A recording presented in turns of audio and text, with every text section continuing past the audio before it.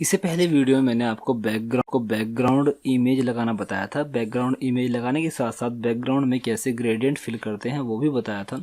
अभी हम बात करने वाले हैं बैकग्राउंड इमेज को रिपीट के बारे में। बैकग्राउंड रिपीट का एक प्रॉपर्टी होती है जिसकी मदद से हम ये तय कर सकते हैं कि बैकग्राउंड में जो इमेज लगा रहे हैं उसको रिपीट करनी है या फिर नहीं करनी है। ये वीडियो छोटा सा वीडियो है, लेकिन मैं एक एक पॉइंट को क्लियर करते हुए जा रहा हूँ। एक एक प्रॉपर्टी पर अलग अलग वीडियो बना रहा हूँ ताकि आप लोगों को अच्छे से समझ में आ सके और आप बोर भी ना हो। ठीक है, एक एक प्रॉपर्टी को हम ले रहे हैं और उस प्रॉपर्टी पर एक छोटा क्लिप बना रहे हैं। एक बड़ा वीडियो नहीं बना रहे हैं, छोटा क्लिप बना रहे हैं ताकि आपको प्रॉपर्ली समझ में आता रहे। तो चलिए, बैकग्राउंड रिपीट क्या है, ये प्रॉपर्टी कैसे काम करती है वो समझ लेते हैं। देखिए, सबसे पहले ध्यान दीजिए, मैंने यहाँ पर बैकग्राउंड में एक इमेज लगाई है। मैं एक काम करता हूँ, यहाँ पे ये ड्यू है, इसका जो स्टाइल मैंने लिखा है इसको हटा लेते हैं। कंट्रोल ऐसे सेव करके मैं आपको ये एक बार रिफ्रेश करके दिखा देता हूँ। देखिए, अभी हमारे बैकग्राउंड में कुछ भी इमेज नहीं है, कोई इमेज नहीं है, कोई कलर नहीं है, कुछ नहीं है। सिर्फ मैंने यहाँ पे एक पैराग्राफ लिखा हुआ है। अभी ये जो वेब पेज की पूरी बैकग्राउंड है, इसमें मैं एक इमेज लगाऊंगा और उसको रिपीट करने के बारे में आपको बताऊंगा। रिपीट का क्या मेथड है, ये क्या काम करता है, कैसे कैसे काम करता है, वो सब आपको क्लियर हो जाएगा। यही काम आप पूरे वेब पेज की बैकग्राउंड में भी कर सकते हैं या फिर पर्टिकुलर किसी एक एलिमेंट की बैकग्राउंड में भी कर सकते हैं। तो चलिए अब ध्यान दीजिए।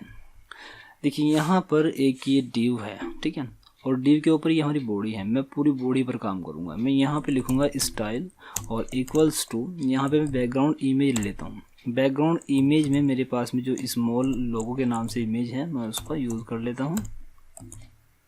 ठीक है, स्मॉल लोगो, कंट्रोल से सेव किया और अब मैं इसको रिफ्रेश कर लेता हूँ। तो देखिए, अब आप देख रहे हैं जैसे ही मैंने बैकग्राउंड में इमेज लगाई, तो अगर इमेज का साइज़ छोटा है तो उसने क्या किया, बैकग्राउंड में बहुत सारी इमेज लगा दी। एक इमेज नहीं है बल्कि बहुत सारी इमेज है। क्यों? क्योंकि इमेज का साइज़ छोटा था और हमारा जो वेब पेज है उसका जो विड्थ और हाइट है वो ज़्यादा थी, तो उसको ने पूरा कवर करने के लिए बैकग्राउंड रिपीट हो गई। ये क्या है? Background report. ये रिपीट क्या है? बाय डिफ़ॉल्ट है। रिपीट किस तरह हो रही है, यहाँ लेफ्ट साइड से राइट साइड की तरफ भी रिपीट हो रही है और ऊपर की तरफ से नीचे की तरफ भी रिपीट हो रही है।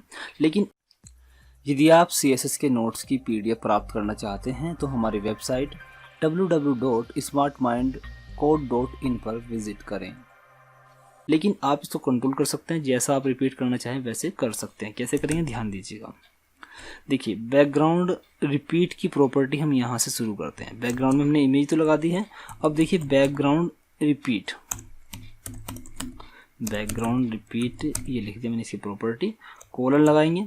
जैसे ही कोलन लगाएंगे तो आपके सामने ये प्रॉपर्टी यहाँ पे दिखाई देगी। अब इसमें देखिए काम की प्रॉपर्टी कौन कौन सी। एक तो नो रिपीट, कि बैकग्राउंड रिपीट ही ना हो, इमेज सिर्फ जो भी आपने लगाया है बैकग्राउंड में वो सिर्फ एक ही दिखाई दे, एक से ज़्यादा दिखाई ना दे। भले ही साइज़ छोटा क्यों ना हो लेकिन एक ही दिखाई दे। तो उसके लिए आप यहाँ पर नो रिपीट को चूज़ करेंगे, कंट्रोल से सेव करेंगे और अब मैं इस पेज को रिफ्रेश करता हूँ। तो देखिए, आप देख सकते हैं बैकग्राउंड में जो इमेज है वो केवल एक ही बार आ रही है, दोबारा रिपीट नहीं हो रही है। जबकि जब हमने इमेज को लगाया था तो वो ऑटोमेटिक रिपीट हो गई थी, पूरा पेज पर वो कई बार छप चुकी थी। ठीक है, अभी देखिए दोबारा से देखते हैं। तो ये तो हो गया नो रिपीट। बैकग्राउंड रिपीट में नो रिपीट क्या है वो समझ में आ गया होगा। अब देखिए, अब यहाँ पे देखिए रिपीट, यदि आप रिपीट करना चाहते हैं तो रिपीट लिख सकते हैं, बल्कि बाय डिफ़ॉल्ट ये रिपीट होती है, वो मैंने आपको बता दिया है। देखिए, कंट्रोल R से रिफ्रेश किया तो देखिए ये रिपीट हो गई। ये बाय डिफ़ॉल्ट होती है प्रॉपर्टी। यदि आप नहीं भी लिखेंगे तब भी वो रिपीट होगी। देखिए, बैकग्राउंड रिपीट हो गई। अब देखिए, बैकग्राउंड रिपीट कोलन लगाएंगे तो दूसरे हमारे पास में रिपीट एक्स। देखिए, आपने पढ़ा होगा एक्स अक्स और वाई अक्स। एक्स अक्स के थ्रू भी आप रिपीट कर सकते हैं और वाई अक्स के भी थ्रू आप रिपीट कर सकते हैं। एक्स अक्स का मतलब है लेफ्ट से होते हुए राइट साइड की तरफ रिपीट होते हुए जाएगी, और रिपीट वाई अक्स का मतलब है ऊपर से टॉप से नीचे की तरफ रिपीट होते हुए जाएगी। तो मैं यहाँ पे इसको ले लेता हूँ पहले, रिपीट एक्स, कंट्रोल से सेव किया और अब मैं इस पेज को रिफ्रेश करता हूँ। तो आप देखेंगे अब की बार यहाँ पहली बार जब इमेज आई होगी बैकग्राउंड में तो ये आया है, और उसके बाद हमने बताया कि रिपीट एक्स एक्स पे करना है, तो एक्स की तरफ राइट की तरफ ये रिपीट होते हुए जा रही है। ठीक है, यदि यहाँ पर आप वाई कर देंगे तो अब की बार ऊपर से नीचे की तरफ रिपीट होगी।